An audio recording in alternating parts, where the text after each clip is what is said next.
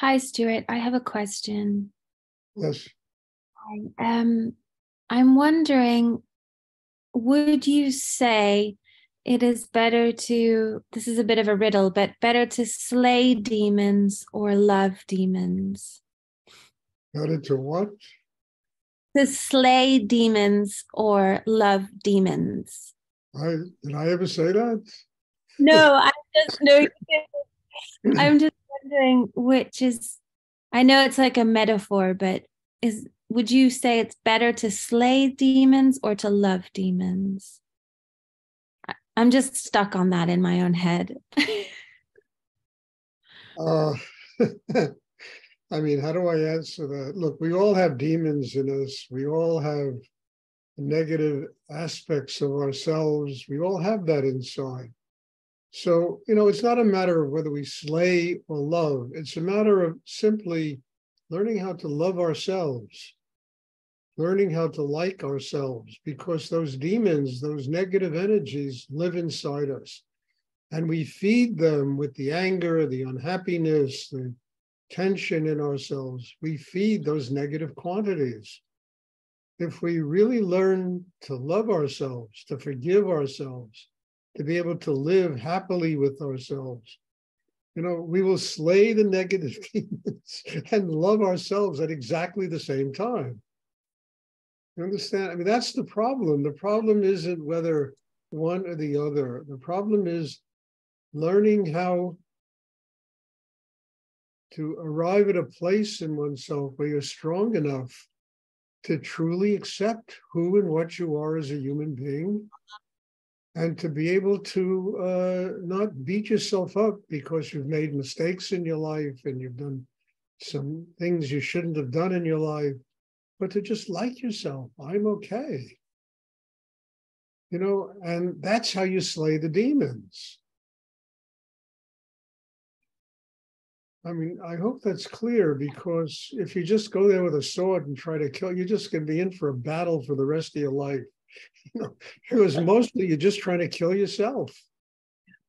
Because we manufacture those negative energies inside us, what we call demons, monsters, whatever you want to call them. And our job is to learn how to love ourselves, then learn how to forgive and love other people. God is love. And where does it start? It starts with liking and loving oneself. That's how you slay your internal demons. And how do you slay the madness in the world? I mean, we just have to get strong enough to be able to look at the world from a different perspective. Once we change inside, literally the world around us changes. And we're capable of dealing with the negative energies that exist in life.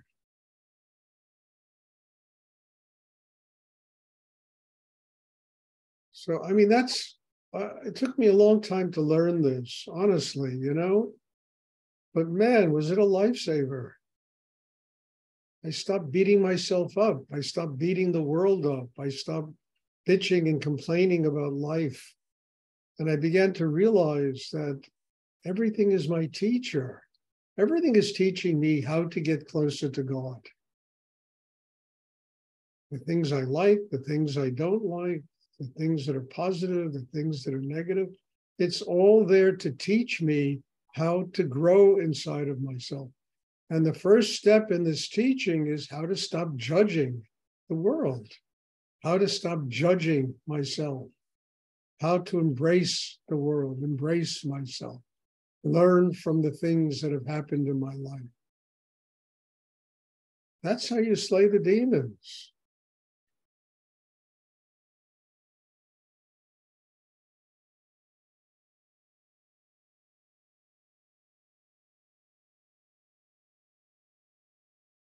And that could be almost fun.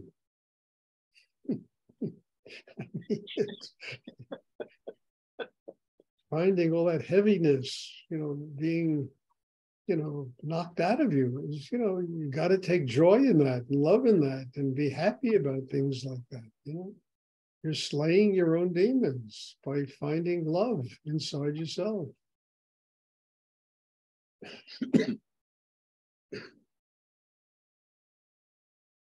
Does I hope that's clear, but does anyone else have a question?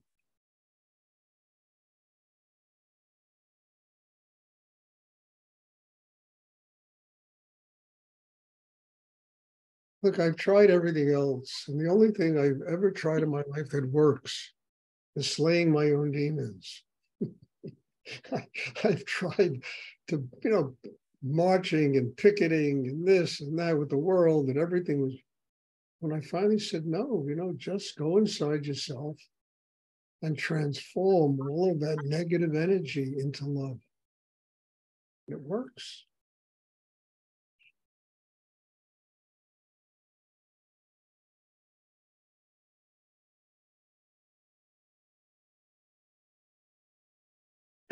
Does anyone else have a question?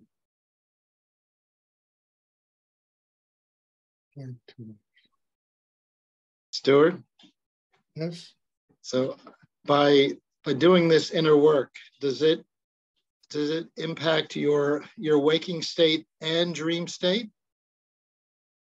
Larry, to my understanding of this, it impacts everything. You begin to perceive the world differently, even in your dreams. You begin to understand your dreams with more profundity. You begin to understand how your dreams relate to you as a human being, and how you can use them, not so much to predict the future and all that stuff, but just to learn from them and to let them, teach you about yourself. And the same thing with the external world. Look, I mean, how many times have I'm tired of saying it. The world is never going to stop being crazy. It's going to take 100 million years of God's evolution for the world to finally learn how to stop being crazy. But we can do it. We can build a system inside that enables us to look out at this life and to see how this life is teaching us, whatever it is, from the most horrible, crazy things that go on to the most beautiful things. How is it teaching us to get closer to God? What we have to do about ourselves to grow. Mm-hmm. Then we embrace life. It's like, look, I'm not a Christian. I turn the other cheek. What is he saying? You're going to get smacked in the cheek, and it's going to happen all the time. You better just turn the cheek and learn how to learn whatever the lesson is that you have to learn from all these things and use them to get closer to God.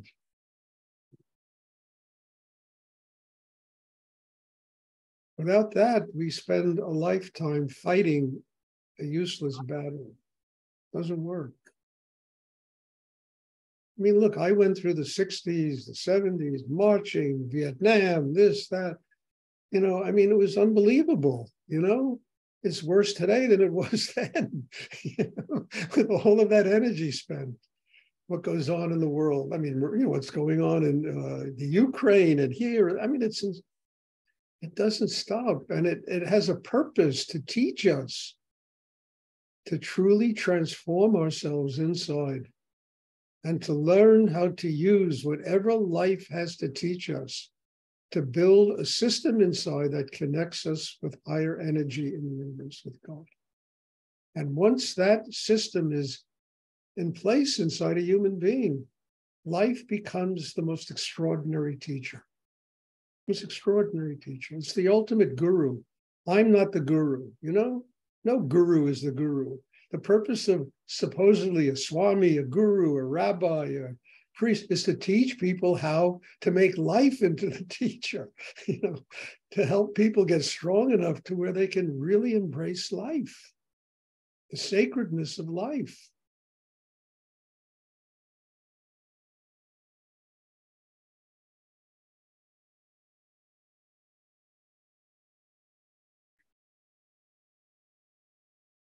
And if I'm doing that with all of you, then I'm doing my job. You understand? I'm doing what I am born here to do. Not to be a teacher, a guru, a swami, this or that, you know, holier than thou and sitting on some crystal mountain.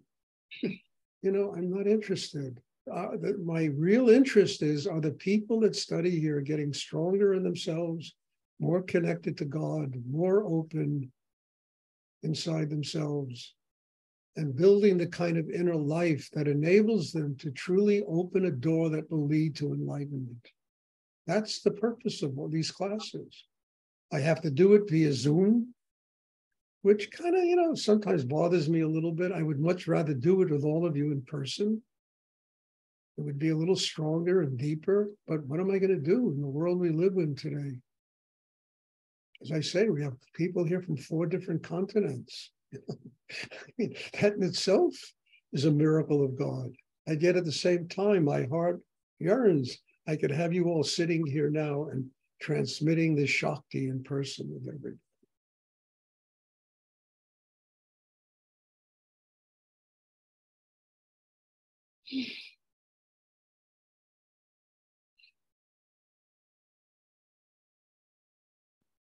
Does anyone else have a question? Larry, it looks like a light beam went off inside. I love it. Does anyone else have a question they would like to? Stuart, this is Emma. I have a question. Yeah. It's okay. Who? I'm not sure who. I'll go ahead. Speaking about embracing life, Yes. at the moment, some elders in this life are also teaching how to embrace death. And I'd like to know if there's any words you feel to share about death or about Bardo. Oh boy, I just went through a whole session last week about this. Yes, look, there's spirit, there's God, there's a soul and a human being that is endlessly evolving. Life and death are states that exist in the mind. And when we truly connect with spirit and the soul of a human being truly begins to evolve, we get stronger than this whole notion of life and death.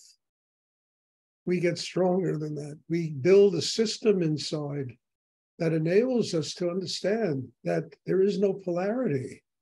The soul is endlessly evolving, learning, and growing, and getting closer and closer to a state of oneness with God. So there is no polarity. There is no,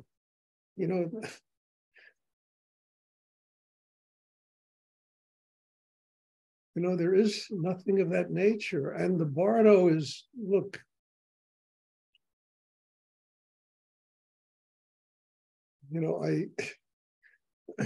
I mean, honestly, I'm laughing because in a class I taught, I think it was yesterday, or when was it? Yeah, I spent half the class talking about the Bardo, and you're bringing the subject up again.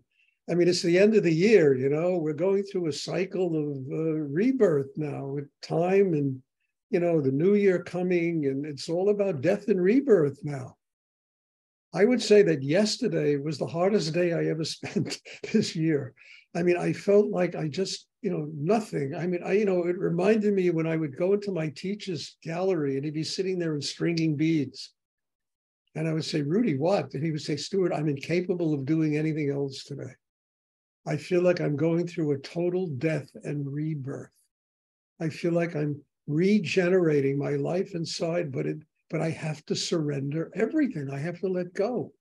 And every ounce of my energy has to be invested in letting go and literally dying so that he can be reborn again in this lifetime. Now, in any given lifetime, we all go through death and rebirth. It's not just it doesn't just happen once. We go through this process of cycles coming to an end, and our whole inner lives get resurrected.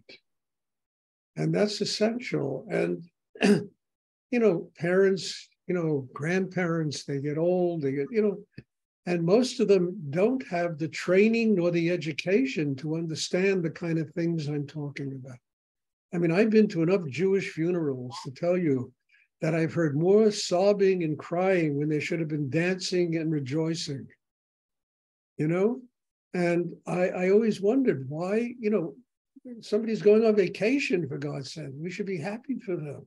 They're taking a break from, like the title of my book, Madness Falling from the Sky. They're taking a break from all of this. They're going to the Bardo in order to be giving a certain kind of training so they can come back here and use whatever they learn so they can get on a path that leads to enlightenment.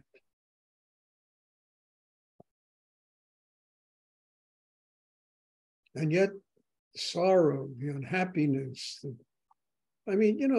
My teacher told me was, don't build shrines to me. Although they built shrines to him and stupas and everything, don't build shrines for me. Don't do any of that. Don't drag me back to the earth. The only thing you can do for me is learn what I have to teach so that you get your own independent connection to God. And by doing that, you free me. I don't have to come back here to do this again. And that's the commitment I made to him. That's the commitment I made. I will learn what he has to teach. He told me, don't love me. And I said, Rudy, that's impossible. He said, don't love me. Learn what I have to teach. Love God. If you truly love me, you will learn everything I have to teach and build your inner life so that you will have a connection to God. You will gain your enlightenment. And by doing that, you free me. It's the same thing with all of you. Or the best I can ask from anybody is that they learn what I have to teach and use it in their life to build a system inside that will enable them to become one with the higher energy in the universe. And they don't have to go to the Bardo. And you've done what you're here to do. You have to be prepared for your next lifetime. You have lived your karma. You have worked through your karma by just simply learning these things and ultimately learning how to be a truly happy person with love in your heart, forgiveness inside you, compassion inside you, kindness, the willingness to serve God in the world, the willingness to love the members of your family, the friends you have, the people you work with. This is freedom. And of course, you have 88 billion people living here. Not everybody is going to learn this in this lifetime. So people move on and, they go to the Bardo or wherever they go and whatever religion they believe. And they're prepared. They come back here again until they finally evolve and truly learn what they were born on the earth to learn. To be a happy person. To be a person full of love and forgiveness and joy.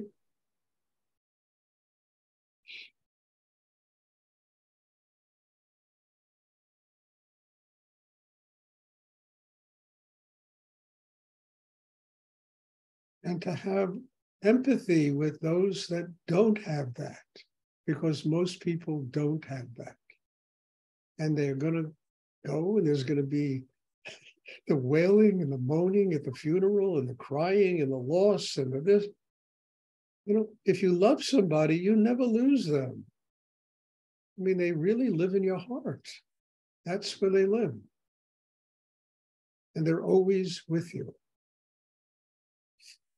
I mean, I learned years ago, Rudy is always with me. He lives in my heart. And when I need him, he's always there, always.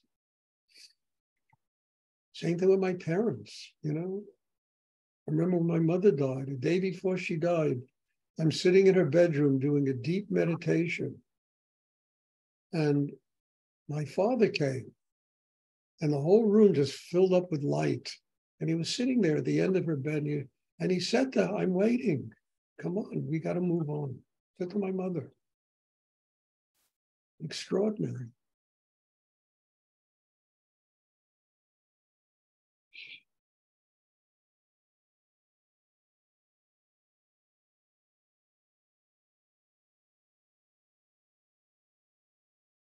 You have to truly and profoundly understand that most human beings have never learned this. They've never learned this. And they're holding on to each other, you know,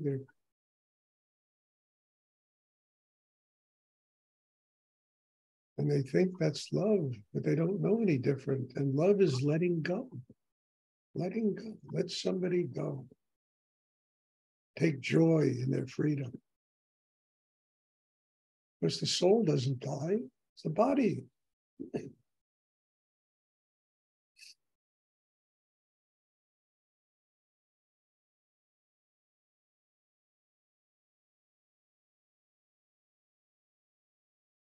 And it's the end of the year, you know. I mean, it's always the hardest for me this week. It's impossible. Every year is like this. It's just letting go and feeling like the whole world is letting go. And then, you know, the 31st, everyone goes out and gets drunk and they let go. You know, instead of internalizing it and taking it deep inside and surrendering in such profound depth that you truly let go of the old and walk and step right into this whole resurrected existence of one.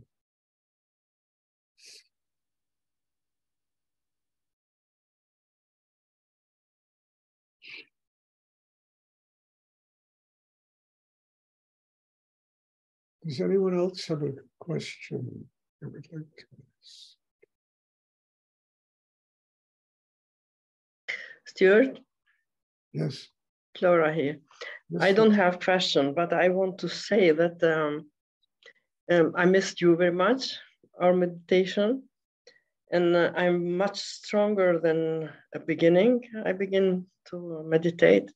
You say too, you can see, but I feel that I am going deeper and deeper. That's why I missed you so much. Flora, you're a gem, Flora. I keep telling you this. I remember the day you first showed up in my classes, and I said, "Oh my God, look what I have to deal with here." And I look at you today, and you're a beautiful flower, a beautiful flower. Thank you. Thank you that you are. That this meditation works. It works. It works. And I had car accident a month ago. My car is crashed. Let's not go there. All right. But I didn't happen anything to me. I don't know how. Look, I was in an airplane crash. I'm here, you know. I was supposed to be here. My teacher put his soul force inside me. I lived through it. An airplane crash. Yes. My crash was too very bad.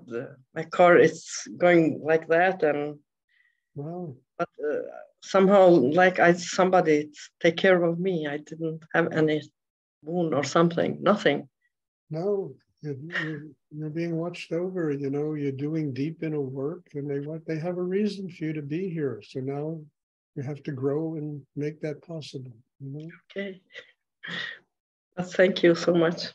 You're welcome, dear. Does anyone else have a question I'd like to ask?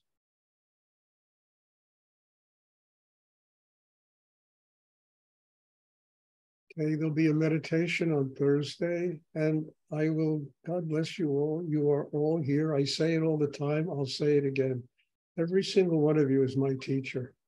Every single one of you is helping me every day to grow in my life. And I am just infinitely grateful to all of you. And God bless you all. And God bless you. And just, you know, thank you. Bless you. Bless you too. Thank you, Stuart. Thank you so much. Thank you, Stuart.